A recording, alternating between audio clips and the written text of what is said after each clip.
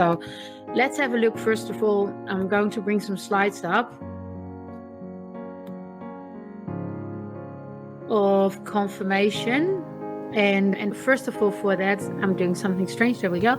First of all, for that, I want to bring some slides of anatomy so that we understand the carrying system of the horse just quickly. Obviously, a lot of you have been on a lot of clinics. And first of all, for your actual alignment, if we're looking at the actual alignment of horses, this is the horizontal balance. So actual alignment is the alignment of the spine. We're looking for aligning the horse. We're not necessarily looking for a perfectly straight horse. Doesn't exist. We're not perfectly straight, but we definitely look for alignment, and that is as straight as that we can find in the horse and in its equal weight carrying between front and hind legs, and also between the two front legs and the two hind legs. And obviously that equal weight carrying, that's our vertical balance. And for our vertical balance, we still, first of all, need our horizontal balance. That's the thing that we're looking at, is that we're looking at the nuchal ligament activation, so that then the horse is stretching into its forward down position.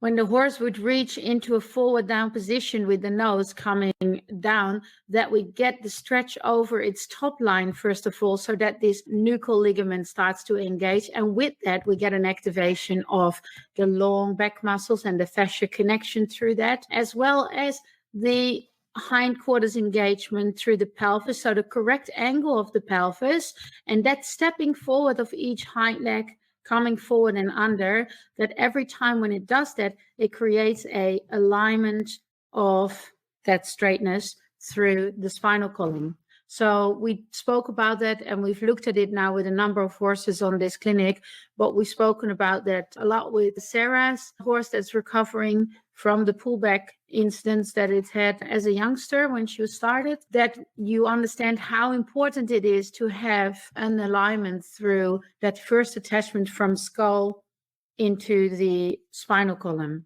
Good. Looking for the actual alignment, that is where it starts. We were also talking about the importance of the hyoid apparatus and the importance of the muscle chain functioning through the body to carry the rider. So first of all, that actual alignment is so important because we need to keep the suspension system of the horse working, and for that, we need to keep the spinous processes of the horse in their normal position of each other, that there is a little bit of circulation and possibility for a room. So with this above and underneath structure, I actually didn't say the underneath structure. Obviously, we've got the underneath ligament and muscle structure, that longus colli, you can see really well. The other one's a little bit hidden behind all the text, but you can see that longitudinal ligament described there on the bottom that holds that spinal column from beneath into its correct thing as well. And so obviously, if we get those spinous processes touching each other, if the horse falls through of this alignment, then we're in trouble. And the biggest thing why would be very quickly in trouble, there's a few reasons for this. One is that we would create the kissing spine over time.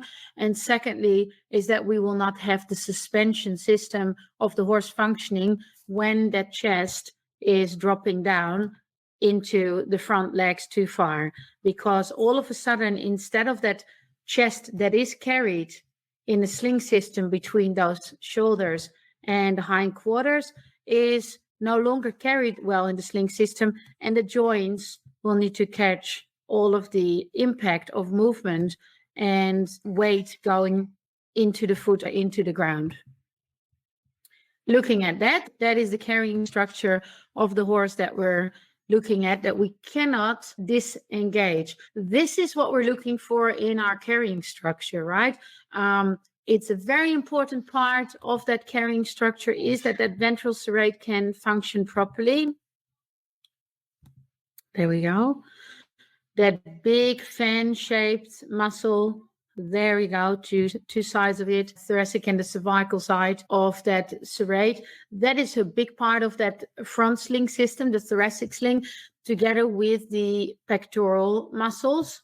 Now, we've discussed yesterday that we need to understand when we're looking at horses like Maggie that need to create that elasticity, that when horses start blocking their own position with the tongue, they also block all of their muscles through the front from that hyoid apparatus. And that hyoid apparatus is attached, first of all, to those pectoral muscles, and then the fascia through the chest into the abdominal muscles. And so you can see how that muscle chain would function and activate through here the pelvic girdle, which is your psoas and iliac muscles. And if that pelvic girdle starts to disengage, then the back would drop. And we no longer have that actual alignment that we first already had lightened up there, that makes sure that when each hind leg is striding forward, the horse stays into its alignment and doesn't start to create accordion compression into the chest. As soon as the horse would lose its horizontal balance and fall into its chest by closing the gullet, for example, if that would be the neck of the horse, then you can imagine, as that is disappearing into its alignment, that ventral serrate muscle can no longer be activated. So we need the alignment. And now we're going into conformation. When you're looking at this pony on my anatomy slide, it's an even balanced horse. Like you can say that when we would want to create a horizontal balance, first of all, we would say that we want to look at a nice alignment of the pole. It's really bad drawing, sorry guys. Very straight horse. With a dip nose. So we would say that we would, very sad looking horse, we would look for a horizontal balance into a head position more or less near the position of the withers. And because front legs are of a certain length in comparison with the hind legs, that would create a pretty straight line. This is nice to ride because you don't feel like you're going downhill. But what if your horse is quarter horse-bred? And it will be a lot higher in the bum and in the front. Where would your horizontal balance be when you would start with the training of this horse? It would have to go a bit further down to create the same amount of balance.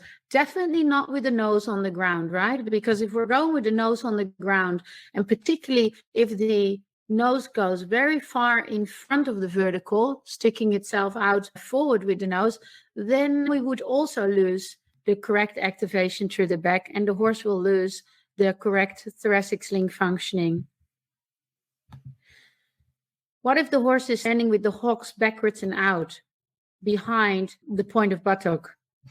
What if the hocks would stand over here, for example, when we're looking for a riding horse, and the front is still a little bit short? That would make it a little bit trickier to create good alignment in the horse, because the horse would be very prone to having to do too much carrying of its thoracic to lumbar spine. Sitting here as a rider, the horse needs to have a hind leg that can come underneath nicely, underneath the body, so that this abdominal structure can engage, and therefore that ventral serrate can function properly and lift the back of the horse, that we keep it safe from compression.